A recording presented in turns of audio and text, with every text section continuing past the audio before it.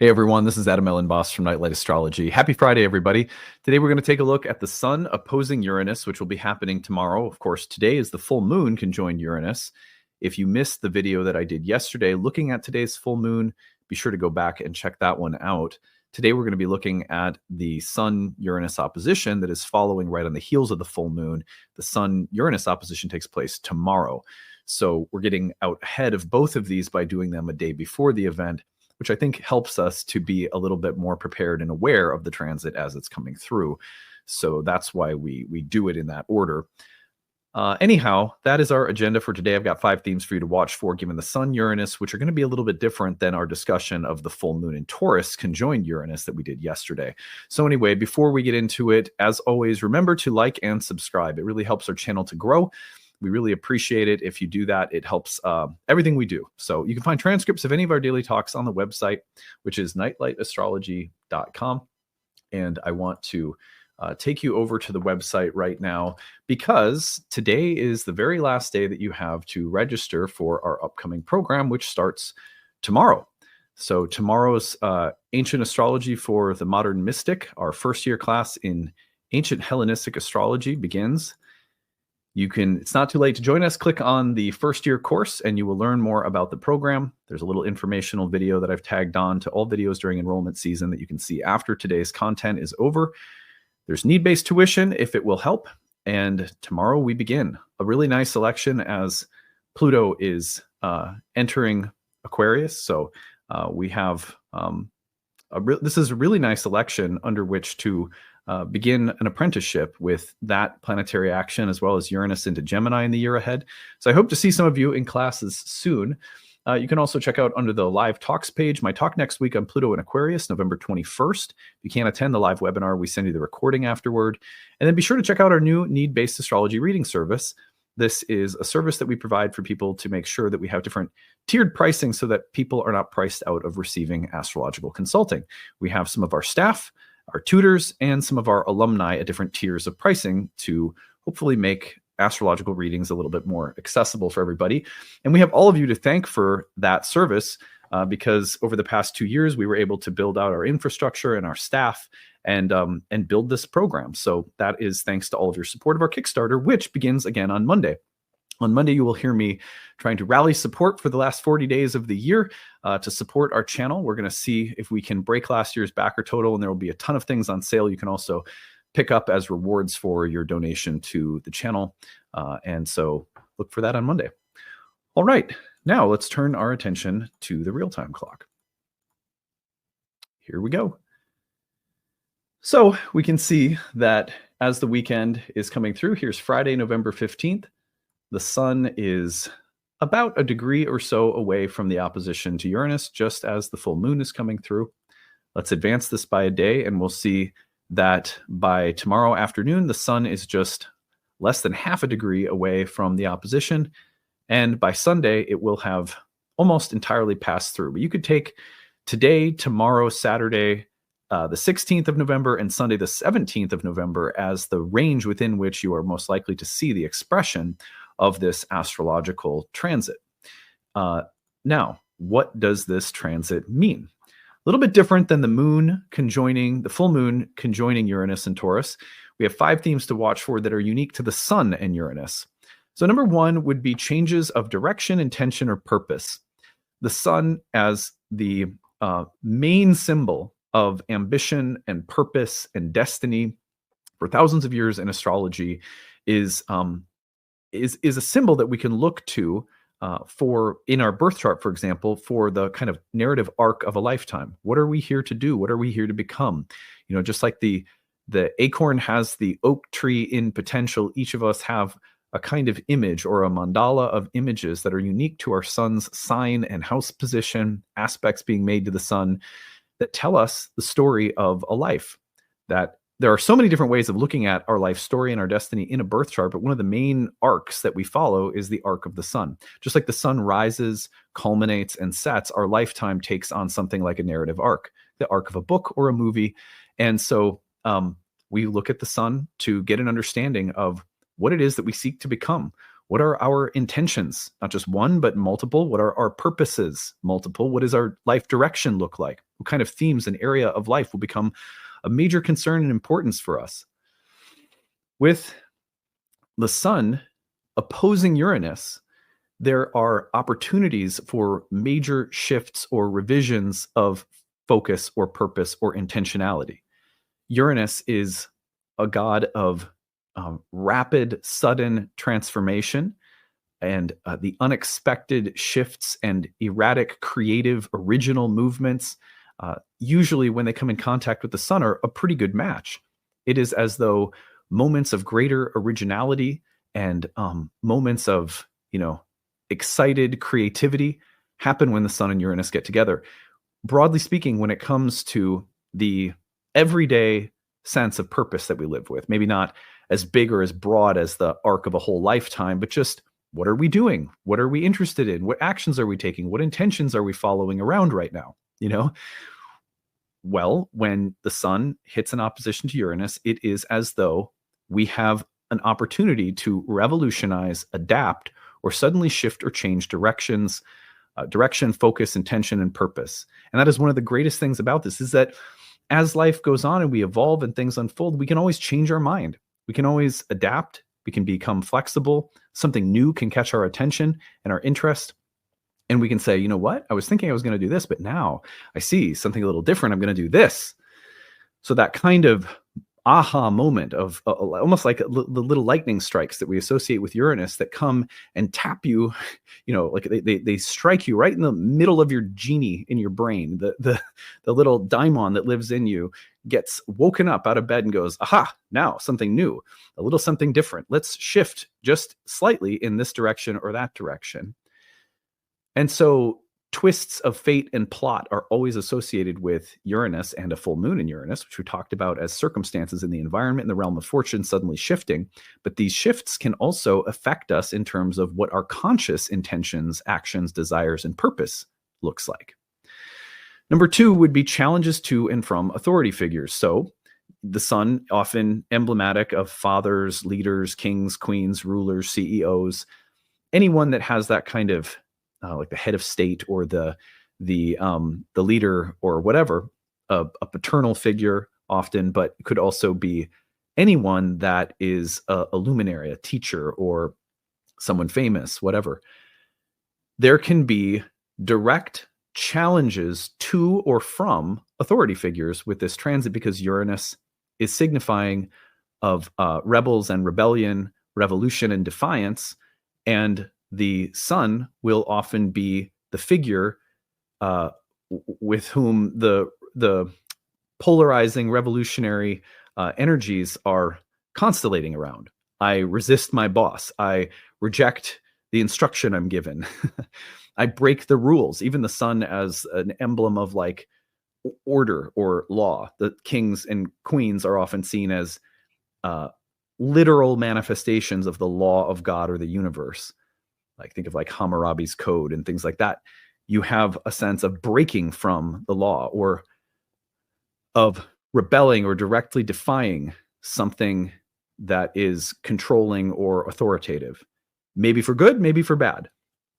So challenges to or from authority figures, as well as the conversations that we have about our own inner authority. Which voices are leading on our inner committee?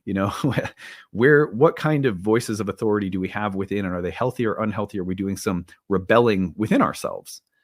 Number 3 would be the need to defy, break free, or liberate. And that could be creatively, it could be at work, it could be in relationships, it could be in sexuality.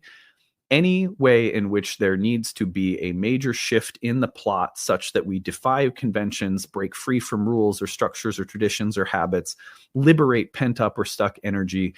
These are things that love to express right around Sun-Uranus dynamics, especially squares and oppositions or conjunctions.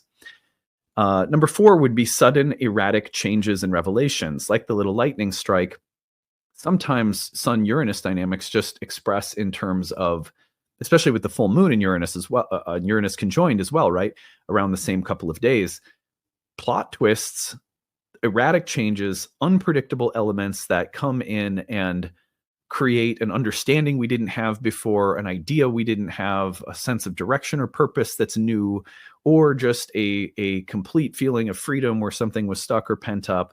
But often it's that erratic change accompanied with an insight. Oh my God, now I see. Where the sun represents something like illumination, clarity, enlightenment. And Uranus represents that sort of Promethean torch that's being brought down from a higher plane and suddenly illuminating something.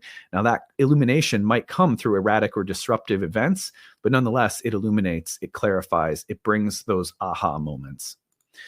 Number 5 would be originality and the need for novelty. Just shaking anything up and being like, let's do something a little different. Let's do something new. Let's do it in a way we've never done it before. That can, especially with a Taurus full moon, with Uranus, that could be something around pleasure, love, sex, relationships, art, women, beauty, all of those Venusian things. The sun in Scorpio opposite Uranus is also very provocative, something that's dark, edgy, thrilling, that gets us on the edge of our existential seats. Could be a part of this transit as well. Scorpio is a little more intense emotionally and cathartic emotionally. And so anything that expresses through originality, the need for doing something differently or in a way that's never been done, and maybe in a way that's a little provocative or thrilling or touches on edgier, darker themes that we might be more hesitant to look at or bring into our consciousness because it's scary. So the need to bring things up that are provocative and original and new and different, and maybe a little bit edgy and dark, that all fits with the sun opposite Uranus. So just a brief video today touching on the Sun-Uranus dynamic, which comes in over the weekend. Next week is a big week with Pluto entering Aquarius. We'll have that webinar next week you can attend. Classes start this weekend. It's not too late. If you want to sign up today, you still can. And the Kickstarter will launch on Monday, in which we will run all of our biggest sales, our only major flash sale on all of our programs. Everything's like over 50% off for programs that begin in 2025 and beyond. We've got a bunch of class bundles, and I'll have some exclusive talks on the astrology of 2025, horoscopes for the year ahead that are in depth, tons of things you can pick up when you donate and support the channel. So more on that Monday. And until then, I hope you have a great weekend. Bye, everyone. Hey, everyone. I'm glad that you're sticking around to hear more about the Year 1 program that's coming up. The program starts on November 16th of this fall, and I am here today to tell you all that the program includes and why I think you really like it if you're thinking about studying astrology. So a few practical details about the course as well. The class begins November 16th, as I mentioned, but it takes place on Saturdays from 12 to about 2 or 3 p.m. Eastern time. So that's 11 to 2 Central, and typically classes are about 2 hours long. Sometimes they run over with Q&A and discussion, but you can always plan for about 2 hours and you won't miss any of the actual lecture content for the day. You may have to duck out a little early if Q&A or discussion is extending. Sometimes it does, which is why we say between 2 and 3 hours, but typically it's around 2. All of the classes are recorded, so if you can't attend live, you are more than welcome to watch the recordings at your own pace and on your own time. You have lifetime access to the recordings, and everything is housed on a student website. I want to actually give you a just a little preview of what that student website looks like. So I am going to open up my own version of Thinkific, which is the platform that we use. So here's some of my courses. These are all the Nightlight courses I teach. You can see on the page. But I'm going to tune into, let's go to Nightlight 28, which is the section that began in June of 2024. So here you're going to see that we have orientation instructions, course information, class links, and calendar. Everything that you need to know how to access the course is there, and you'll have a version of this in your own panel that you get set up with when you enroll. And then our lessons are laid out. So lesson 1, we have the video, the audio, the slides, the transcript. We have the Q&A box transcript so you can see what people were saying in the chat box during class. We have flashcards. We have a workbook. We have planet and sign glyph flashcards. We have bonus material, videos that we like from YouTube that we link you to. Say, check this video out, check that video out. They go along with some of the things we talked about in class. So every lesson has material for you to go as far as you want with, but the main thing is the video, audio, slides, transcript, etc. are all listed there so that you can download and watch it on your own time if you can't attend live. Again, the live classes do happen on Saturdays for this cohort, starting November 16th. That is our first day of class. And then going forward, it always meets on Saturdays, and we give you the class schedule to map out. And the breaks that we have, the study sessions that we have, everything's mapped out on the class calendar for you. So those are just a few practical details that, just to kind of start us off with. So I'm going to take you over to the website, which is nightlightastrology.com. And I'm going to share with you some information about the program and sort of walk you through what it includes and what you can expect. So it is an almost year-long program. We typically finish between 10 and 11 months out of the year. It can depend a little bit on some of my teaching and scheduling, because sometimes I teach at conferences and it may delay some of our modules by a week or something like that. But it's typically around 10 to 11 months that the program lasts. So we call it our first year program. At Nightlight, we have a program for absolute beginners. You may want to check that out if you are like brand spanking new. That would be 8 to 10 hours of content that's really meant to set you up for the first year course. We sort of assume that if you're coming into the first year program, you already know a little bit about astrology. For example, you have some familiarity with the signs, planets, and houses. Maybe you know what aspects are, but you want to learn more about what they are. But if you are really at the very total entry level space, then try Astrology for Beginners. And when you take that, you could do that right away and then join the first year course in November, and you'd be perfectly set up for it.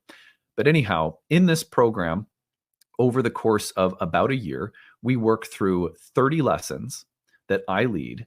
And those lessons are all 2 to 3 hours each, including lecture, a little break, and a Q&A portion where we open up for people to come on mic and camera and ask questions and have an interactive discussion about the material for the day.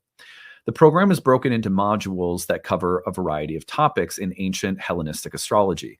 That is the earliest era of horoscopic astrology. And so if you don't know a lot about the different schools of astrology, Hellenistic astrology is going to be the kind of astrology that you see a lot of astrologers practicing nowadays. It's become more popular in the last 30 years or so. And that is due to the fact that a lot of ancient texts with some of the original techniques of horoscopic astrologers were recently translated into the English language, and it's created this renaissance in terms of the use of ancient approaches to astrology. I have a background in modern psychological, archetypal, and evolutionary astrology, and so of course I bring those things to the table, but the course is primarily focused on the excavation of ancient techniques and the spiritual philosophy that ancient astrologers also espoused. The closest thing that I can tell you to what that looks like is, ask this question: do you resonate with the philosophy that you hear me take on my YouTube channel? If so, then you're going to love this course in terms of its philosophical and spiritual approach, because the spiritual approach to astrology that I teach is really at the heart of the program. And that's a big part of my life. I approach astrology from a spiritual standpoint. It doesn't belong to one religion or one particular school of thought, but you will hear me talking about things like the soul, the belief in the transmigration of the soul. You'll hear me talk about the need to be soul-centered in our client approach to counseling in astrology. You'll hear me have an appreciation for psychological dimensions of astrology, but also ancient astrology is really very, very good at developing your predictive capacity. We talk about what kinds of predictions are appropriate, how to make appropriate predictions, how to be the right kind of astrologer for our clients without inducing any fear. So there's a lot of care that goes into the development of this craft. But ancient astrology is really amazing when it comes to honing your predictive abilities. And then what you'll find is in this program, there's also a pretty significant emphasis on the psychological dimensions and client care. Anyhow, we go into the roots of ancient Hellenistic astrology and its techniques in this program, and the 30 classes are broken into modules. We work through the history and philosophy.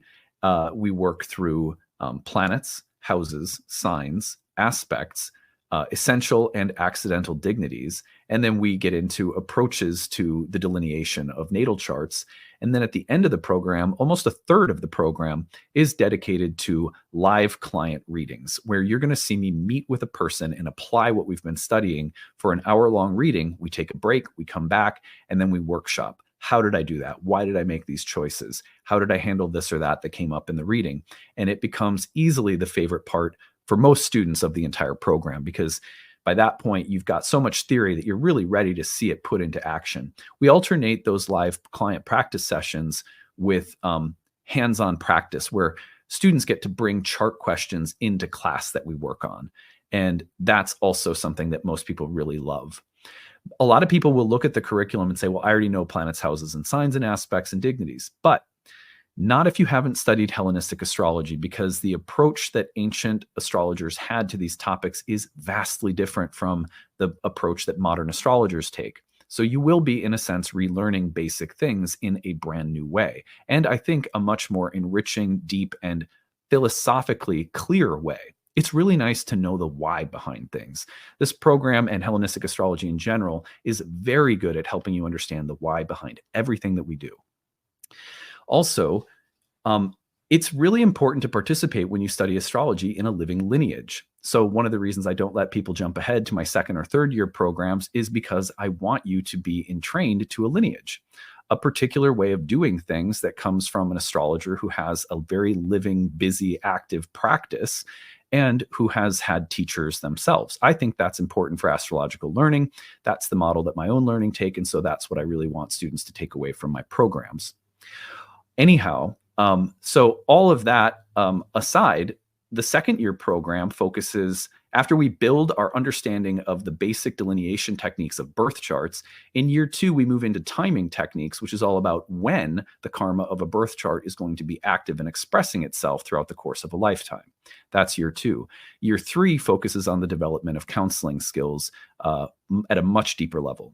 And then we also have a 1-year horary program, which is about the development of a very specific predictive technique that can be a really amazing tool to add to your kit. That is 4 years worth of training programs that we have. However, I want to mention that many people take our classes just for the sake, purely for the sake of their own personal growth.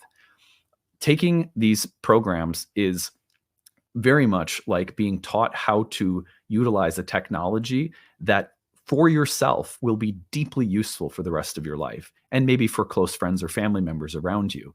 Many people come through our programs taking that benefit away. We'll study through all 4 years of our programs with no intention of being professional. This is their hobby. This is a spiritual tool that will have it will pay dividends over a long period of time. However, many people without the intention to practice come into our courses and discover that they're actually good at it and may end up reading for other people part-time. And then there are students who are deeply, intensely motivated to practice for other people. And it is not that our programs really make those people successful. Our programs contribute to your development, but it really is that some people have a calling to practice professionally. And these programs are designed to give you all the tools you need to develop that confidence and to develop a really coherent set of tools and to entrain yourself to a lineage, which you can also develop your own unique style out of. So those are some of the kinds of people that take our programs, you might say. So the 30 classes on the year are then broken into modules. And in between modules, we have 2 course directors who are present in all of the classes, and they lead breakout tutoring sessions where you can come in and review or ask questions about the module that we've just completed, which is usually anywhere between 2 and 3 classes each. So those breakout study sessions led by our tutors are outside of the 30 classes and very useful. A lot of people like to attend those because they also offer opportunity for community and just lively conversation. We also have 12 online webinar classes led by guest teachers that we host throughout the year. Those are free, and if you can't make them live, they're all uploaded into your student folder. You also have an interactive group forum discussion staffed with tutors who typically respond to questions that you have about the material within 24 hours. So if you can't attend a tutoring session or you just have a random question on a Tuesday night, you can pop it in there and you'll get an answer. We also have a ton of bonus material, optional quizzes, flashcards, tons of supplemental material that is there to help people go as deeply as they want. We have a reading list that is expansive. And that reading list, we don't expect anyone to accomplish. It's more so a resource that we give you saying, here, if you want to know all the things I've read, if you want to know all the things that I love, if you want to know all the things I recommend, here's a master list of everything for each lesson. You could go PhD level if you wanted to and read thousands and thousands of pages. Or you might find that there's just one extra book that looks really interesting and you want to pick it up. But we pride ourselves on making sure you have a ton of resources. You have lifetime access to all the class recordings. You can email our staff or me throughout the year with questions, and my staff will also defer to me in the case that they don't know the answer to a question. So that is what the program includes. It starts November 16th. If you would like to join, at the bottom between now and October 15th, our early bird payments are available. So that saves you some money off the cost of the course. There is a 12-month installment plan that is cheaper than our normal plan, a one-time payment that's significantly cheaper than our normal one-time payment. So you get these little sales that we do until October 15th. We also have need-based tuition assistance. So if you are someone who would like to take this program, but you are on a fixed or tight budget, we have an application there. Click apply now.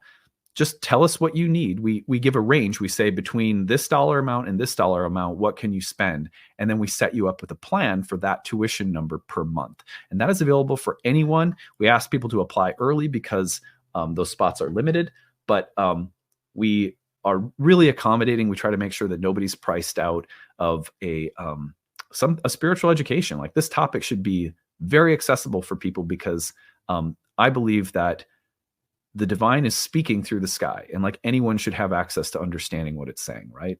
So anyway, that is a bit about the program. I hope that this has been useful for you.